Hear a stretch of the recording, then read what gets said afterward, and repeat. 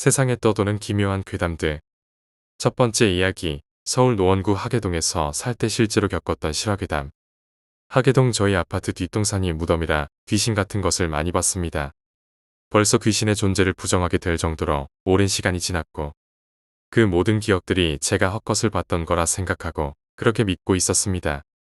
하지만 어제부터 방금 전까지 일어난 일들이 저를 또 혼란스럽게 만듭니다. 저희 아파트는 5층짜리 아파트이고 저희 집은 5층에 삽니다. 저희 집 옆집은 5달 넘게 사람이 안 들어오고 있습니다. 전에 살던 할아버지 할머니 그리고 아저씨 아줌마는 언젠가부터 보이지 않습니다. 어쨌든 5층에 저희 집만 살기 때문에 얼마나 편한지 모릅니다.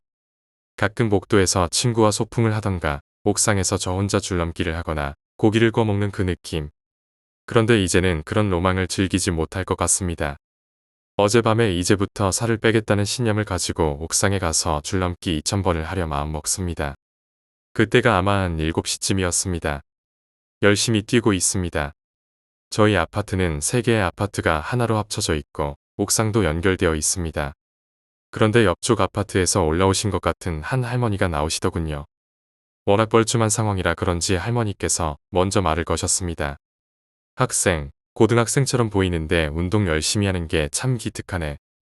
얼굴에 미소를 지으시며 말씀하시는데 정말 성격이 좋으신 분 같습니다. 어쨌든 간단한 대화를 나누고 다시 줄넘기를 했습니다. 그러다가 갑자기 할머니가 저한테 물어보시더군요. 예, 저분은 누구니? 아버지니? 놀라서 뒤를 돌아보니까 한 아저씨가 계시더군요.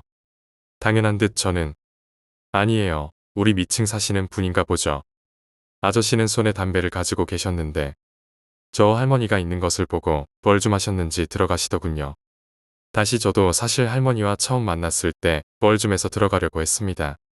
다만 할머니가 너무 인자하시고 잘해주셔서 부담을 느끼지 못했던 것 같아요. 어쨌든 그렇게 말했는데 갑자기 할머니가 말씀하시더군요. 그럼 너희 집 옆집 사는 아저씨인가 보다. 예? 그럴 리가요. 저희 옆집에는 아무도 안 살아요. 그냥 제가 열었던 문으로 들어오셨나 보죠. 그런가? 근데 그분 안색이 안 좋으시더구나. 배 아프시나 어쨌든 그렇게 얘기하다. 저는 줄넘기 2000번을 다 채웠고 할머니께 간단한 인사를 하고 저희 쪽으로 내려가려고 했습니다. 그런데 밖에서 잠글 수 있는 문이 잠겨 있습니다. 정말 당황했습니다. 그리고 관리실에서 옥상 관리차 5층한테만 옥상 열쇠를 주거든요. 안에서 깨지 않는 이상 열 수 없습니다. 그럼 도대체 아저씨는 어떻게 들어온 걸까요? 정말 당황하고 놀라서 무서워서 당장 할머니께 달려갔습니다. 그런데 할머니께서 먼저 내려가셨는지 문이 열려 있고 할머니는 안 계시더군요. 그때 시간이 한 7시 50분쯤 되었습니다. 아참 그리고 그 위에 할머니가 실수로 놓고 가셨는지 옥상 열쇠를 놓고 가셨습니다.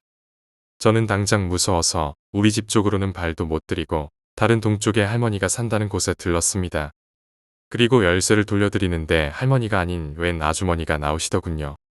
할머니 계시냐니까 그런 분은 안 산다고 하십니다. 정말 당황했습니다. 옥상을 통하지 않고 당장 1층으로 내려가서 직접 5층까지 뛰어갔습니다. 도대체 어떻게 된 건지 지금도 이해가 안 됩니다. 제가 정말 귀신에 홀린 건지. 지금 생각해보면 할머니 얼굴도 잘 기억이 안 나요. 미치겠습니다. 정말 무섭습니다. 두 번째 이야기, 종기. 운수 좋은 날입니다. 오랜만에 거금을 손에 쥐었기 때문입니다. 더군다나 이번 의뢰는 그리 어려운 것도 아니어서 저절로 신바람이 납니다. 며칠 전 정장 차림에 한 사내가 찾아왔습니다. 메일로 연락한 사람입니다. 일단 이것부터 받으시죠. 작은 밀랍 상자였습니다. 나는 아무 말 없이 조심스럽게 상자를 열어보고 다시 닫아버렸습니다. 설레임과 흥분, 의심, 그리고 약간이나마 불길함과 두려움이 섞인 채 그를 바라보았습니다. 그는 치밀하게 말과 행동을 취합니다. 그 정도 돈이면 충분할 것이라 생각됩니다. 그가 무언가를 정중히 내밀었습니다. 젊어 보이는 한 여자의 사진이었습니다. 어렴풋이 짐작했지만 다시 한번 그를 바라봅니다. 죽여주십시오. 아무 흔적도 없이 처리해 주십시오. 되도록이면 빨리 해결해 주십시오. 내키지 않는다면 다른 곳에 가보죠. 내가 언제 안 한다고 했나? 나는 긴 침묵을 깨며 그의 의뢰를 수락했습니다. 그는 필요한 말만 하는 냉정하고 실용적이고 자신감 넘쳐 보이는 엘리트 부류였습니다. 정치계에서 보낸 사람인 줄 알았지만 청부살인이라니. 요즘 시대에 청부살인을 의뢰하는 사람이 있을 줄이야. 젊은 여자, 액수에 비해 쉬운 의뢰입니다. 이 사내는 그 여자는 걸림돌이 되는 귀찮은 존재일 것입니다. 귀찮은 종기처럼 말입니다. 이제 그 종기를 떼어내려고 나를 찾아온 것입니다. 그 사내가 떠난 후 나는 상자를 완전히 들춰내어 비명에 가까운 환호성을 질렀습니다. 그러나 막상 잠자리에 들며 그는 생각합니다. 의뢰 내용은 쉽지만 액수가 이렇게 큰 이유가 의심스럽습니다. 잠시 고민하다가 결국 나는 잠을 청합니다. 사실 어렴풋이 느꼈습니다. 그 냉정해 보이던 사내의 목소리가 작게나마 왠지 모를 두려움에 떨리고 있었다는 것을. 그들을 며칠간 살펴본 결과 정말 쉬운 의뢰라는 생각이 커집니다. 허름한 집, 텅 빈 이웃, 썰렁한 골목. 마침 오늘은 그나마 존재하던 이웃집 하나가 이사를 가버린 날입니다. 오늘 처리하면 됩니다. 그녀의 복부와 팔, 다리 등은 이미 12번 이상이나 휘두른 나의 칼에 갈기갈기 찢겨 있었습니다. 그녀와 나의 눈이 마주쳤습니다. 곧 죽을 자의 얼굴을 대면한다는 것은 경력이 아무리 많은 나라도 약간 두려운 일입니다. 슬픔과 분노가 서린 얼굴. 절대 용서하지 않겠다는 저주를 퍼붓고 있는 듯한 표정. 나는 다시 칼을 휘둘렀습니다. 그녀의 경련이 멈추자 긴장감이 풀려버렸습니다. 고약한 피 비린내. 그리고 순간 욱식거리는 어깨.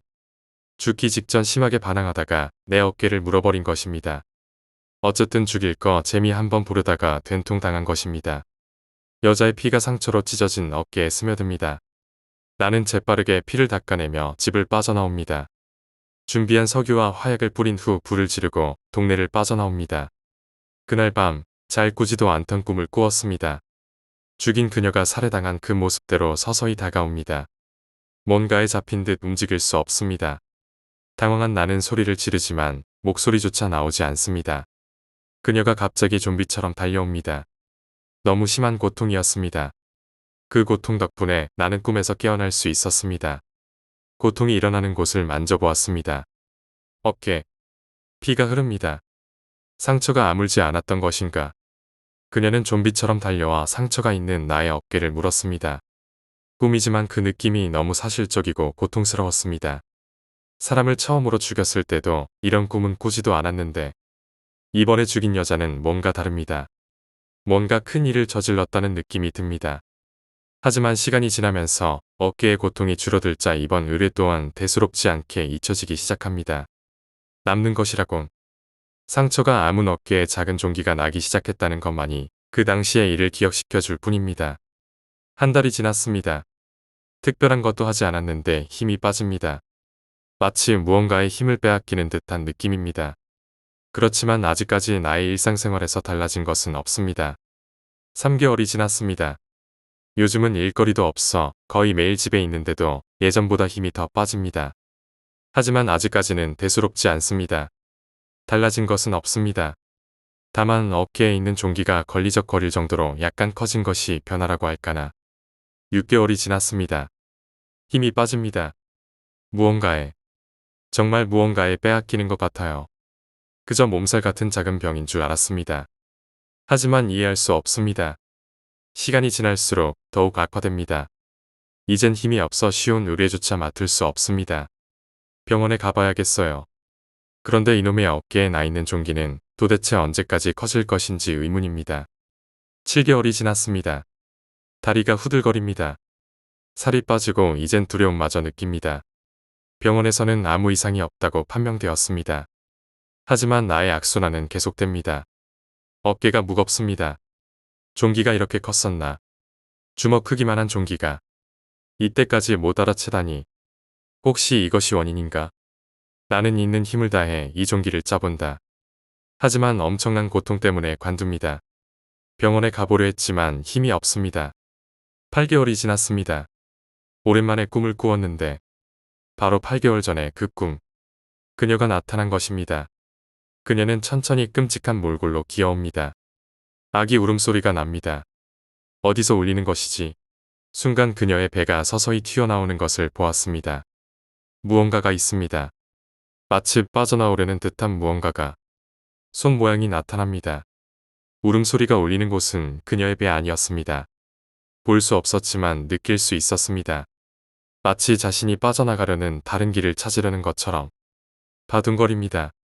그녀가 내 바로 앞에 있습니다. 난 움직일 수 없어 그대로 보고만 있습니다. 그녀의 부풀어 오른 배가 내 시선 바로 앞에 놓여졌습니다. 나의 손은 내 의지와 상관없이 그녀의 배를 향합니다. 순간 끔찍한 여자 비명소리와 아이의 울음소리가 울려 퍼지며 그녀의 배에서 무언가가 튀어나옵니다. 무언가가 형상화되었는데 아기 얼굴이었습니다. 나는 불을 켜고 반사적으로 어깨를 걷어봅니다. 몇 시간 전만 해도 이렇게 크지 않았는데, 단지 몇 시간 자고 일어났는데 이렇게 커지다니. 종기는 이제 팔꿈치까지 내려가 더욱 커졌습니다. 더 경악스러운 것은 종기가 사람 얼굴처럼 형상화되어 있다는 점입니다. 오싹하지 않을 수 없었습니다. 나는 당장 칼을 가져와 종기를 떼어버리려 했지만 엄청난 고통과 왠지 모를 저항력으로 저지되었습니다. 간신히 알아본 결과 내가 죽인 그녀는 임신 초기 9개월 후 출산 예정의 산모였습니다. 그날 이후 나는 잠을 이루지 못합니다. 9개월이 지났습니다. 하루하루가 미쳐버릴 것만 같았습니다.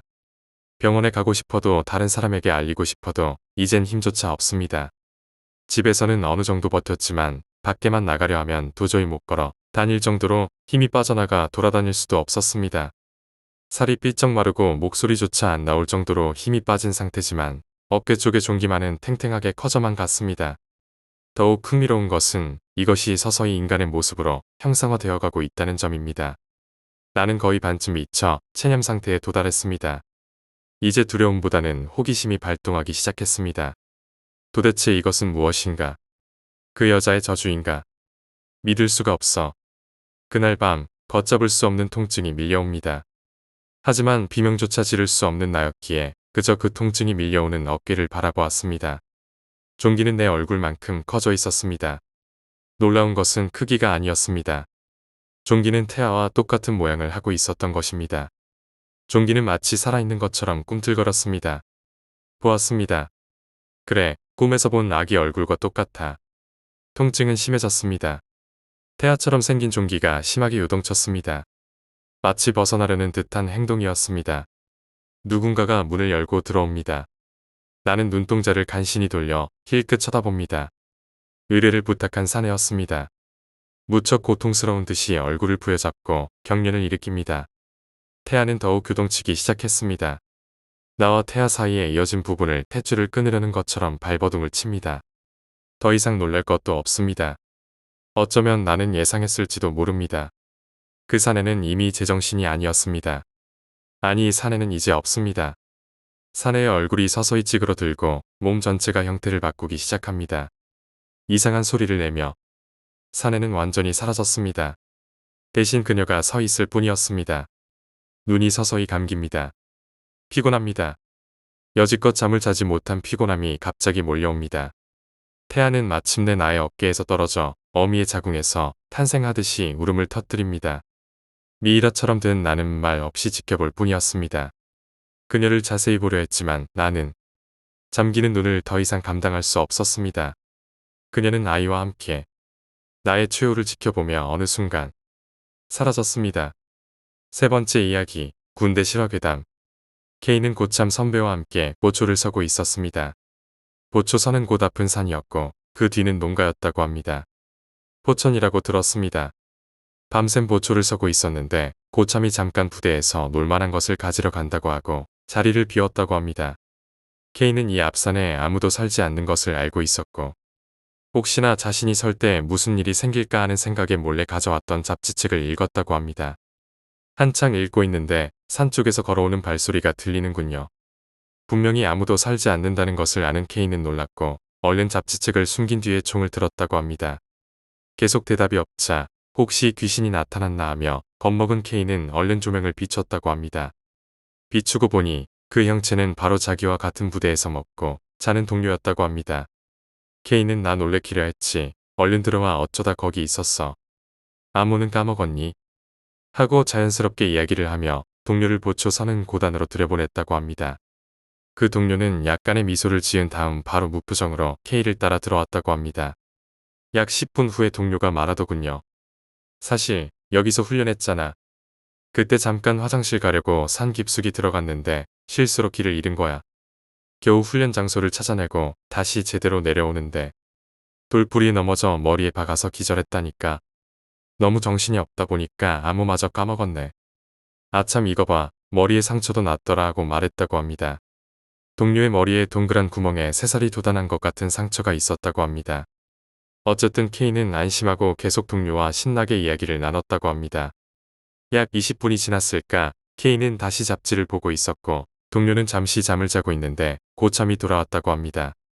K는 고참 마중을 하러 나갔습니다. 그런데 고참이 창백한 얼굴로 말하더군요. 너 그거 들었니? 동길이가 산에서 실종됐다고 한다. 방금 와서 저기서 자고 있어요. 뭐? 정말?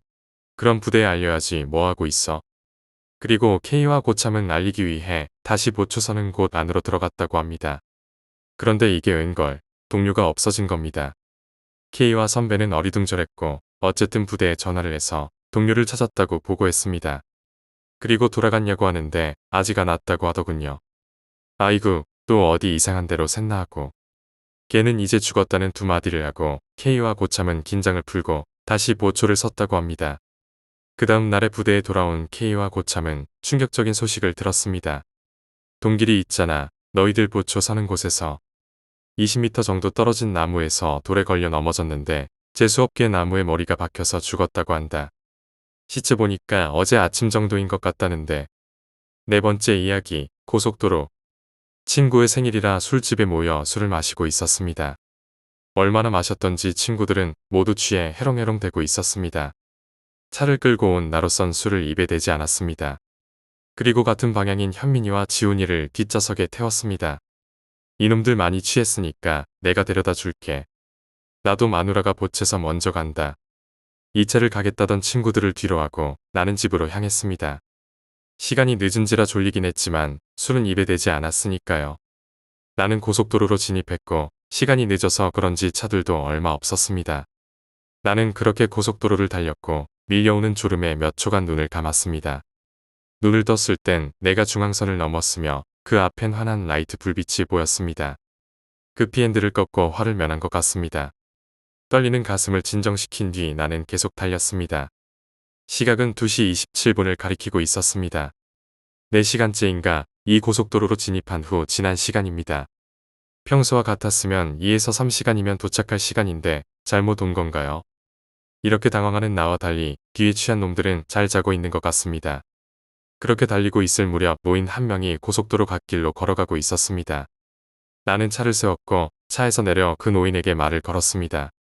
할아버지, 왜 이런 데 계세요? 댁이 어디세요? 데려다 드릴게요. 그 할아버지는 나를 힐끗 쳐다보니 소름 끼치는 눈빛을 보이더니 계속 가던 길을 걸어가기 시작했습니다. 난 기분이 꺼림칙했지만 할아버지를 못 본 채 할 수 없어 계속 말을 걸었습니다. 그 할아버지는 안타까운 표정을 짓고 있었지만 입은 열지 않았습니다. 난 하는 수 없이 다시 차에 올라타 차를 몰았습니다. 차를 타고 앞으로 달렸지만 그 할아버지가 보이지 않았습니다. 차에 올라탈 때만 해도 육안으로도 보였던 사람이 사라지다니. 난 온몸의 오싹함을 느꼈습니다.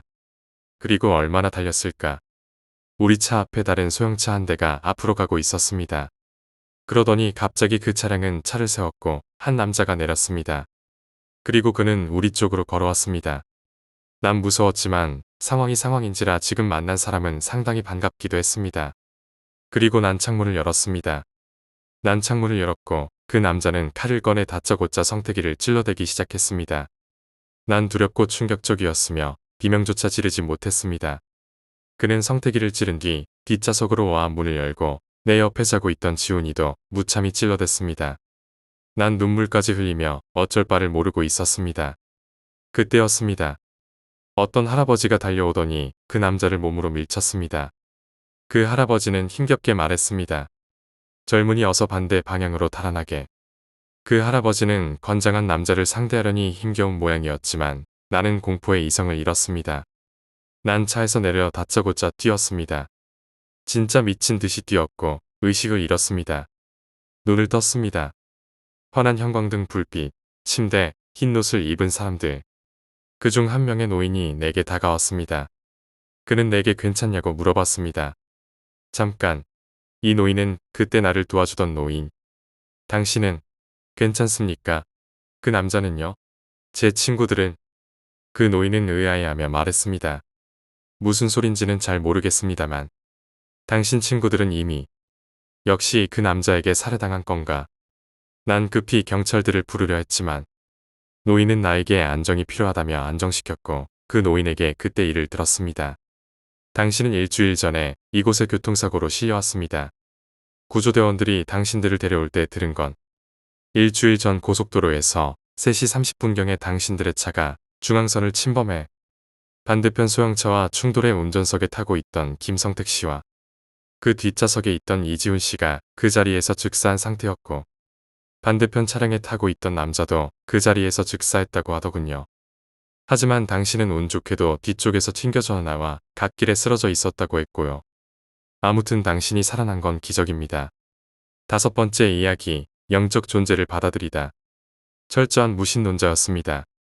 그때까지 저는 내 자신의 냉철함을 너무 믿었던 철없던 아이였습니다. 지금은 귀신에 대해서 믿는다기보다는 그 존재에 대해 어느 정도 이해는 하는 편이랄까요. 그니까 어느 정도 포용이 생긴 것 같습니다. 아무튼 믿던 시절이든 안 믿던 시절이든 공포물 보면서 항상 무서워했습니다. 우리 어머니께서 해주신 말씀이라 거의 100% 진실이라고 확신하고 있습니다. 저는 철이 든 이후로는 TV에서 떠들어대는 건 쉽게 믿지 않습니다. 사람들을 유혹하기 위해 거짓을 남발하는 게 매스미디어죠. 뭐 아무튼 누가 귀신을 봤다니 무당들이 귀신을 만날 수 있다느니 이런 거 절대 안 믿었습니다. 그런데 저와 정말 가까운 사람이 이야기한 건데 안 믿을 수가 있나요? 우리 어머니의 증조모, 그러니까 외할아버지의 할머니시죠. 그분이 무당이셨다는 사실, 어머니의 증조모님이 맞는 건지 잘 모르겠습니다. 예전에 들은 이야기라서요. 예전엔 몇 마을마다 무당 한 명씩은 있었습니다. 그분이 아주 용한 걸로 그 마을 부근에서 소문이 났습니다. 그런데 혹시 여러분들은 무당의 금기를 아시는지요? 외할아버지께서 젊은 시절의 어느 날 밖에서 친구분들이랑 안주에 탁주를 한 잔씩 하시고 귀가하시는 길에 집 대문을 열고 들어가려고 하는데 미리 기다리고 있던 집안 식구들이 외할아버지를 집으로 못 들어가게 하시는 거랍니다. 그러더니만 먹은 걸 다 토하기 전까진 집에 절대로 못 들어온다 하시더래요.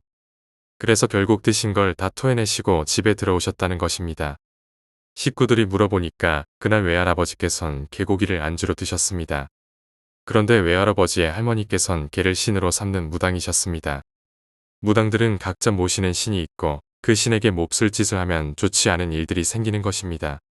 그날 집안에 조용히 계시던 할머니께서 갑자기 벌떡 일어나시더니 집안 사람들 보고 외할아버지가 먹은 것을 다 토해내기 전에 절대로 집에 들게 하지 말라고 엄명을 놓으셨습니다. 그러니까 외할아버지의 할머니께서는 줄곧 집에만 계셨는데 밖에서 외할아버지가 개고기를 드시고 돌아오시는 줄 이미 아셨던 것입니다. 제 주변엔 귀신에 관련된 사건을 겪은 사람이 아무도 없을 줄 알았는데 이 이야기를 듣고 전 충격을 먹었습니다. 이날 이후로 저는 조심스럽게 영적 존재에 관한 것을 조금씩 받아들이기 시작했습니다. 6번째 이야기, 대학 괴담. 저희 학교는 동대문구에 위치한 H대학입니다. 사실인지 소문인지 모를 괴담이 은연중에 돌아다닙니다. 아는 동아리 선배한테 들은 이야기입니다. 우리 학교는 산 언저리에 위치해 있고 역사는 그리 오래되지는 않았습니다. 근데 학교터가 기가 강한 자리라 가끔 사람들이 밤에 귀신을 본다고 하더군요. 큰 학교가 아니라서 건물이 조밀하게 세워져 있고 어두운 공간이 많습니다. 그래서 밤에 돌아다니면 으시시한데 그 이야기를 들으니 더 무섭습니다. 제가 가입한 동아리는 만들어진 지 한 10몇 년 됐습니다. 몇 년 전에는 동아리방이 지금 자리가 아니었습니다. 지금은 주차장으로 쓰이는 작은 공간이 있는데 예전에 그곳에 동아리방이 여러 개 있던 건물이 있었습니다. 우리 동아리는 맨 위층이었습니다. 그런데 하도 그 건물에서 귀신을 봤다고 하는 사람들이 속출해서 결국엔 건물을 부수고 공터로 남겨뒀다가 주차장으로 쓰고 있습니다. 지금 학교 곳곳에 커다란 조형물들이 있는데 그것들이 학교 길을 억제하는 말뚝 역할을 한다고 합니다. 믿거나 말거나지만 조금 기분이 싸늘해집니다. 우리 학교 동아리 중에 댄스 동아리인 N 동아리가 있습니다. 몇 년 전에 있던 이야기인데 축제가 며칠 남지 않았습니다. 한 여자 신입생이 자꾸 지각을 했습니다. 그날도 그 여자는 지각을 해서 선배들한테 너무 미안해서 동아리방 문을 살짝 열고 죄송합니다. 했습니다. 그런데 앉아있던 남자 선배가 갑자기 그 여자 신입생을 향해서 나가 라고 하여 다들 놀랐고 그 신입생은 울먹거리며 뛰쳐나갔습니다.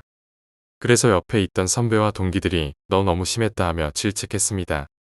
그 선배는 제가 옆에 지 친구 데리고 왔잖아. 우리 연습하는 거 아무도 보면 안 되잖아. 듣는 순간 소름이 돋았습니다. 원래 그 선배는 귀신들을 볼 수 있는 사람이었습니다. 그 선배는 옆에 있던 귀신 보고 나가라고 한 건데 지각한 후배는 자기 보고 그러는 줄 알고 뛰쳐나간 것입니다. 아무튼 그 이야기 듣고 가끔 친구랑 술 마시다가 차 끊기면 동방에서 자는데 혼자 있을 때 공포 때문에 거의 죽음입니다. 7번째 이야기, 어떤 할아버지. 외할아버지네 집은 서산시라는 아주 공기가 좋은 곳에서 사십니다. 외할아버지와 외할머니는 서울로 빚 때문에 올라가 사시다가 옛날에 사시던 집의 빚을 다 갚고 다시 고향으로 이사를 오셨습니다. 할아버지는 충청남도 서산시에서도 아주 시골인 마룡리라는 곳에 사셨습니다. 이곳은 외지고 사람들의 발길이라고는 마을 사람이 전부였습니다. 마을버스도 하루에 45회 정도밖에 다니지 않았습니다. 그래서 가면 할 것이 없었기에 가기가 싫었습니다. 나는 모기에 물리면 바로 붙는 체질이었기에 할아버지네 집에 가면 외할아버지께서 치워주시는 모기장 안에서 갖고 간 만화책을 보고 있었습니다. 여름이었지만 날씨가 너무 시원하고 좋았습니다. 모기장 안에서 매달려 있는 벌레들 구경도 재미가 쏠쏠하였습니다. 밤하늘에 별을 보다가 할아버지네 집에 있는 감이 생각났습니다. 할아버지네 집에는 커다란 시골 감나무가 한 그루 있었습니다. 난 이 감나무를 가을이 되면 내 키보다 몇 배는 큰 장대로 따먹는 재미가 생각나 그 나무를 찾아서 갔습니다. 그 나무는 할아버지네 땅에 있었지만 꽤 거리가 되었습니다. 밤길을 혼자 나설 생각을 하니까 왠지 오싹했고 그러하기에 할아버지네 후레쉬를 들고 밤길을 나섰습니다. 그런데 이 길은 시골이라서 낯길과는 영 딴판이었습니다.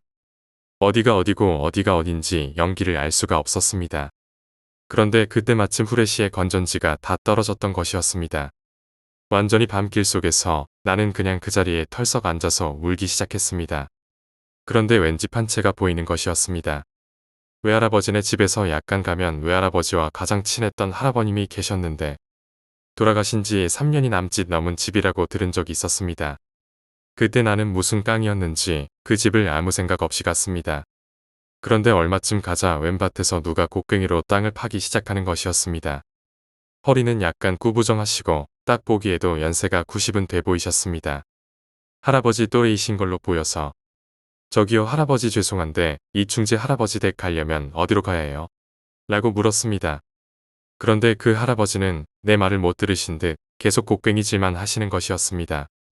그래서 난 그 할아버지께 다가가서 할아버지라고 말하는 순간 이미 죽은 사람을 찾으면 쓰나 라는 말과 동시에 뒤를 돌아보는 할아버지는 얼굴에 화상 자국이 심하고 그곳이 썩어 문드러져 시커멓게 된 죽었다던 할아버지의 중마고우였습니다. 나는 생각이 났습니다. 할아버지의 이야기가 떠오르기 시작했습니다. 그 영감 방 안에서 할멈 생각하다가 불똥이 튀었는데 불이 난지도 모르고 울다가 황천길 밟고 갔지.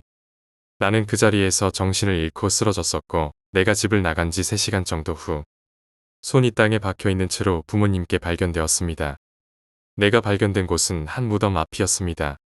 그 무덤은 곡괭이질을 하시던 그 할아버지였습니다. 나는 무덤 앞에서 길을 잃었던 것이고 손을 왜 땅에 묻고 있었는지는 지금까지도 알 수 없습니다.